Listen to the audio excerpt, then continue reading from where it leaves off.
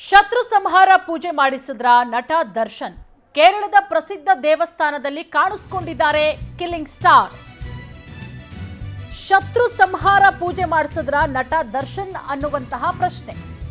ಯಾಕಂದ್ರೆ ಕೇರಳದ ಪ್ರಸಿದ್ಧ ದೇವಸ್ಥಾನದಲ್ಲಿ ಕಾಣಿಸಿಕೊಂಡಿದ್ದಾರೆ ಕಿಲ್ಲಿಂಗ್ ಸ್ಟಾರ್ ದರ್ಶನ್.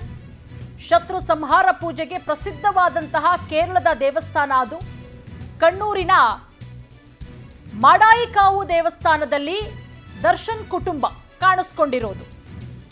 ಪತ್ನಿ ವಿಜಯಲಕ್ಷ್ಮಿ, ಮಗ ಮತ್ತು ನಟ ಧನ್ವೀರ್ ಜೊತೆ ಆಗಮಿಸಿದ್ದಾರೆ.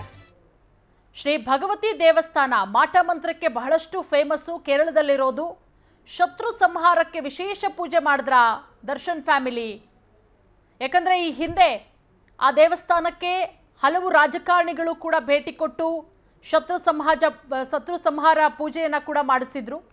ಈಗ ನಟ ದರ್ಶನ್ ಅವರು ಕೂಡ ಆ ದೇವಸ್ಥಾನಕ್ಕೆ ಭೇಟಿ ಕೊಟ್ಟಿದ್ದು ಶತ್ರು ಸಂಹಾರಕ್ಕೋಸ್ಕರ ವಿಶೇಷವಾಗಿ ಪೂಜೆ ಮಾಡಿಸಿದ್ರ ಅನ್ನುವಂತಹ ಒಂದಷ್ಟು ಪ್ರಶ್ನೆಗಳು ಕೂಡ ಮೂಡ್ತಾ ಇದೆ. ನೋಡಿ, ದೃಶ್ಯಾವಳಿಗಳಲ್ಲೂ ಕೂಡ ಗಮನಿಸಬಹುದು. ದರ್ಶನ್ ಫ್ಯಾಮಿಲಿ ಕೇರಳದ ಪ್ರಸಿದ್ಧ ದೇವಸ್ಥಾನಕ್ಕೆ ಭೇಟಿ ಕೊಟ್ಟು ವಿಶೇಷವಾದಂತಹ ಪೂಜೆ ಮಾಡಿರೋದು ಶ್ರೀ ಭಗವತಿ ದೇವಸ್ಥಾನ.